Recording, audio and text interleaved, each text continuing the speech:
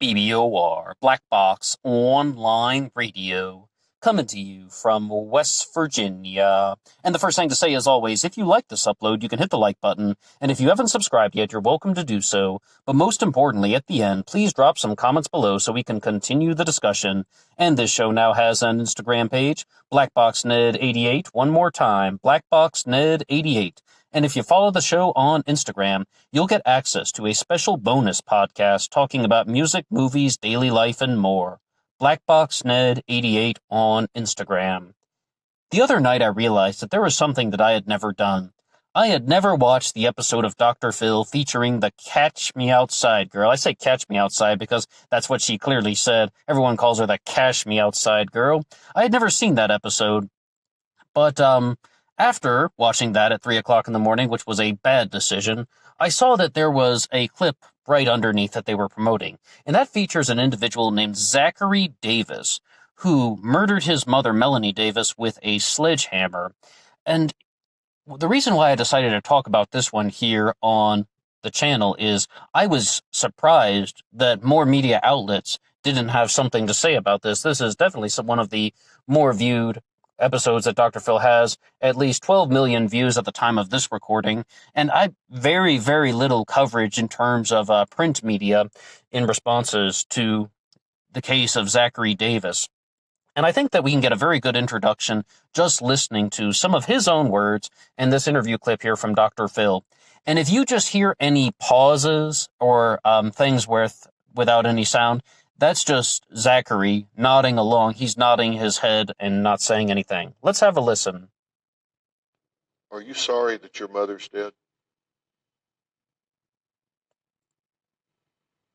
Yes. Why? I feel bad for doing it. But at the time you laughed, why feel bad now? I think it was a stupid thing to do. You wrote a journal entry. The killing was August 10th at 11 p.m.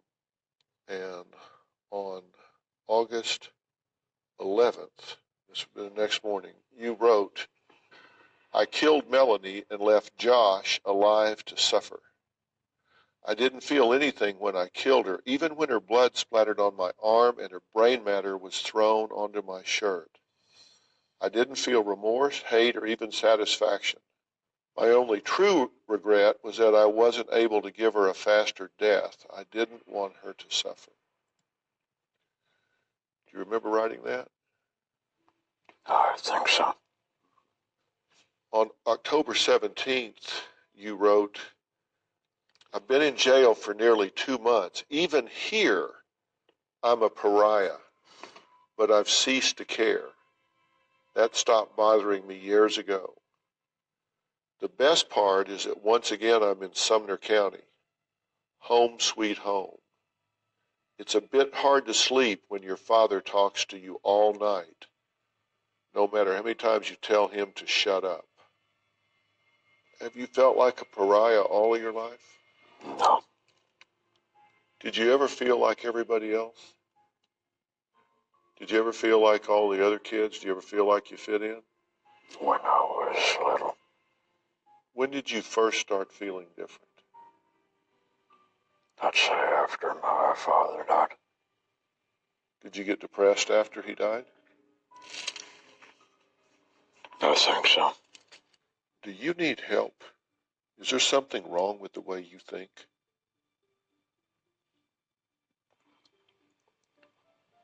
I don't think so. Okay, and once again, that was Zachary Davis talking about the 2012 murder of his mother, Melanie Davis, and that was, of course, committed by bludgeoning her with a sledgehammer.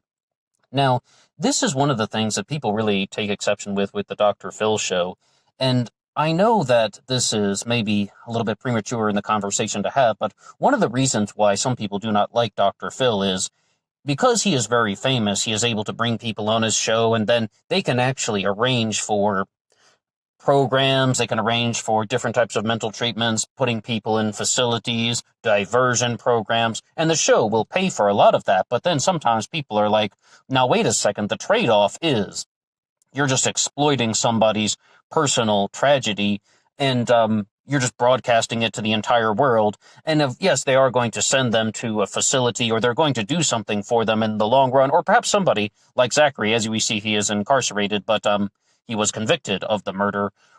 But the thing is, it's like, is this just too much exploitation going on? And I would love to hear what anybody would have to say about that in the comments section below. The other thing to say about that is just that I think they would really zone in on Zachary Davis, because as you hear, he talks in somewhat of an unusual way. Even in the few articles that I could find about this, all of them mentioned he talks in somewhat of a monotone, robotic voice. That's the way that they described it in the articles. And I was like, there must be something about some television producer on the Dr. Phil show thinking that, hey, this guy talks in an unusual way. It's probably going to give people the creeps. We need to put him on the air. And I don't really like that possibility. I'm almost certain that that's what's happening, but I confess that that is just my first response and the initial feeling that I get. We're going to jump over to a publication called the Gallatin News that is going to be talking about Zachary Davis and the murder of his mother, Melanie Davis. And just to read a little bit here to introduce, the prosecution rested its case Tuesday, and this was an article from 2015, on the murder trial of Zachary Davis after a parade of witnesses took the stand. Davis, who was 15 years old at the time of the alleged crime in August of 2012, is accused of bludgeoning his mother, Melanie Davis, to death with a sledgehammer while she was sleeping, and trying to burn the house down while his older brother slept in another room at the family's home at Gannett Drive. And one of the motivations for these actions by Zachary Davis is he accuses his brother of sexually molesting him. And that's another thing that ties into this. While Davis admitted to the crime on videotape, he has pled not guilty and is being treated as an adult. At first, I thought they were talking about the thing that you heard there. I mean, that was, of course, much later. But when I was first reading the article, I mean, I guess I was getting some of the time frame confused. I thought they meant just his appearance on the Dr. Phil show. However, they are talking about a videotape confession that was done by the police with Major Don Lindsay and Detective Tim Bailey of the Sumner County Sheriff's Office the day after the crime took center stage, and that's in this article as well. So the videotape confession is by the police. Now, the interesting thing that's going to happen with this one is you heard very clearly in that video clip that we were just going through, I mean, Zachary Davis confesses to this. He confesses to killing his mother and trying to set fire to the house. He's writing it in a journal. But he will retract the confession, and a lot of things are going to come in and out with this, and there's a big reason for that. So let's just look here. Davis spoke in a very hushed and monotone voice during his interviews, and answered most questions by saying, yes, yes, sir, no, sir, I don't know, I'd rather not say. But he did indeed admit to the murder, and claimed that he was raped by his older brother Josh, and that his mother did nothing about it. I guess we're establishing some motive. He said in the interview he didn't feel anything during the murder, but also said that he laughed. The detectives asked him why he laughed, and he said, I don't know. Davis said in the interview he also considered using a claw hammer or a knife for the murder, but he decided that the sledgehammer because it had the highest chance of killing her. And in another segment that he did on Dr. Phil asked him to describe what was it like striking your mother with a sledgehammer? How did it sound? And his answer was, it sounded wet. Just to give you some perspective. And Lindsay said they contacted the State Department of Children's Services, but no prosecution was brought forward because they did not have anything to corroborate Zachary Davis's claims. This would be talking about everything that he has been accusing people of. I mean, once again, I think that we're going to be dealing with some issues here in regard to his mental state. And if they're just going to be bringing some guy on television who is somewhat mentally unstable, and I say somewhat because we don't necessarily know everything that is going on with his complete mental condition. And you heard him respond there by saying he didn't really think that he had a problem. And there's actually another thing that I would like to do with that, because we were listening to a clip from the Dr. Phil show where he is interviewing Zachary Davis in regards to the murder of his mother, Melanie Davis. I would like to play another clip here. It's shorter, just about 1 minute. And you can hear. Zachary certainly did open up and talk to me, reportedly much more than ever before. But you will notice his low, flat, and distinctly monotone voice and affect. This appears to be dissociative behavior, where he withdraws from content, the reality of which threatens his coping skills. He might otherwise become overwhelmed. It's also hard to ignore the strange bobbing of his head, as well as some moments where he laughs inappropriately. Now, the head bobbing appears to be a ritualistic, self-soothing behavior, again, to fight off anxiety. And the laughter suggests breaks with reality and is most likely tied to some movie in his head that only he can see. Common symptoms of disorders ranging from severe anxiety to schizophrenia. And that was once again from the Dr. Phil show. That was Dr. Phil doing some follow-up notes about the interview, and Zachary Davis was not present for that. Now, my first kind of just moment as someone who's just sitting back watching something like that was that, now wait a second, many people laugh when they are nervous. Multiple times throughout the episode on Dr. Phil, Zachary Davis was laughing. And I'd be like very short and sometimes he would go from just like a very gentle laugh and then just get very stern and very serious immediately. And on the one hand, Dr. Phil is talking about the anxiety and the self-soothing measure of bobbing his head, but I thought that it was rather peculiar that he would immediately then say that it could be like he's watching a movie in his head that only he can see. And I did, watch as much info about this as was available online. In another part of their interview, he says that I was thinking about something with my dad or my family. It's kind of hard to hear. And then that's why he started laughing. So it's like, I mean, my first response to that as someone who is not a psychologist is, it sounds like that's a little bit of ADD and anxiety going on. Schizophrenia, I mean, Dr. Phil is a psychologist and I'm not. I mean, if I were just to hear the interview, I definitely would not think that that was schizophrenia. I think that would just look like someone who is experiencing anxiety and isn't able to focus. I mean, I really have to stress that. You'll see this so many times in true crime or how about people dealing with their family issues on the Dr. Phil show or something like that. They laugh during something that is very difficult and very uncomfortable. And it's something that some psychologists encourage people not to do because we want to focus on this. Don't let your brain try to put you in a different state. The brain is trying to get you to do anything other than focus on the issue at hand. And it's trying to get you to, it's trying to make you laugh to distract you from the actual pain of what is going on. But with this one, I mean, it sounds pretty straightforward. It's that Zachary Davis confessed to the murder of Melanie Davis. But when I said that he would retract his confession, what he actually would do is say that he wanted to do that because he was trying to cover up for his brother. And they're like, wait a second. You say that your brother sexually assaulted you? You say that your brother allegedly raped you and you tried to burn the house down with him in it? But that was actually you covering up for him and your brother actually murdered Melanie Davis, your mother? And he said yes. And it is my suspicion that that was the work of the defense attorneys, and the defense attorneys were the ones planting the idea that this was actually done by the brother. I mean, defense attorneys will do things like that very, very frequently.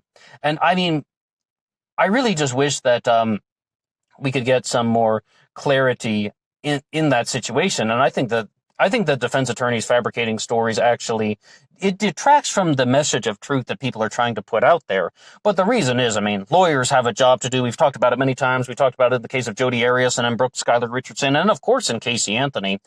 Casey Anthony is probably the biggest example of this when they're saying that her daughter passed away by drowning in the pool, and then the father, Casey Anthony's father, George Anthony, buried the body, very cleverly choosing the words to completely exonerate an individual. And if they blame it on someone who hasn't been investigated by the police and hasn't been charged with the crime, then that'll just all disappear. And it is my suspicion that the defense attorneys in the case of Zachary Davis here were doing the exact same thing, and that they were trying to create a narrative that would get him exonerated.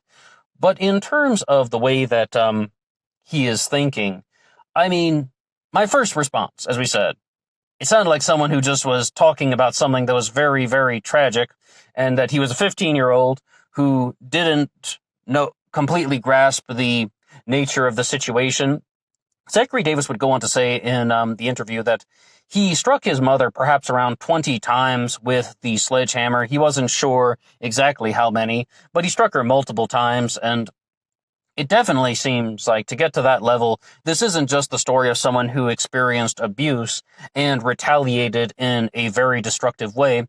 This is the story of someone who experienced abuse, retaliated in a destructive way, and had some pre-existing mental conditions. But I would like to talk about the monotone robotic voice that Zachary Davis was experiencing. And I think that it's very good to say that, because just because an individual talks in a particular way, that does not mean that they are dealing with any particular mental illness or condition. I mean, some people just have different voices, especially when you're going to get to malformations with the vocal cords. All of those things.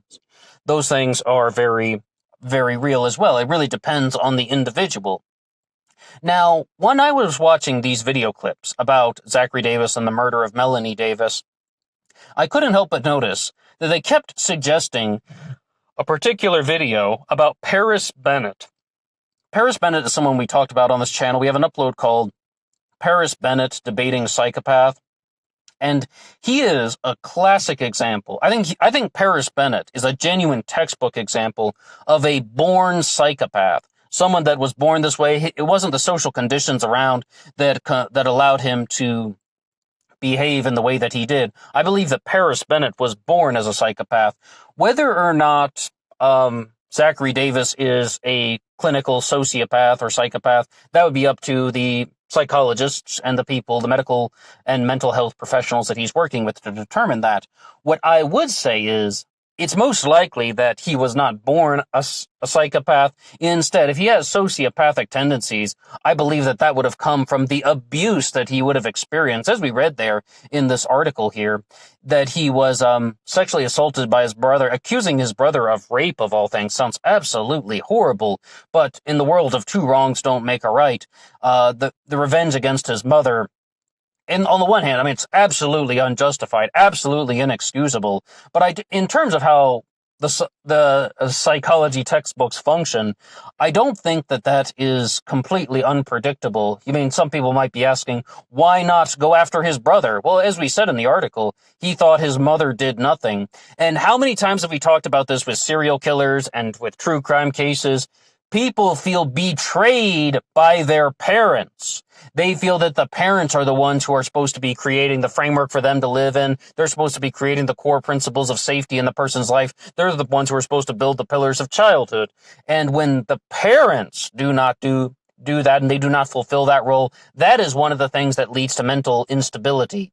I cannot stress that enough. You will see that time and time again if you go through the true crime literature, even the documentaries, and even the shows like Forensic Files, 48 Hours, and anything you want to find on the internet. You will see that pattern, that people are often dealing with some sort of betrayal from their parents that pushes them toward these destructive actions. And in this case, it wasn't only the murder of his mother with a sledgehammer, the wet strike, and then 20 other blows to the head with the sledgehammer, choosing that item because it would be the most likely thing to leave her in a complete state of death, a complete fatality, as well as trying to burn the house down, is more of something that is done in an act of rage. And that's the other thing that I've noticed from true crime literature. Well, arsons are very ridiculous crimes to commit because arson leaves more evidence behind than there was to begin with when the fire examiners get involved with these things. But that one is definitely something that is done in a fit of rage. While he says that his mother, while he says that when he murdered his mother he was feeling blank,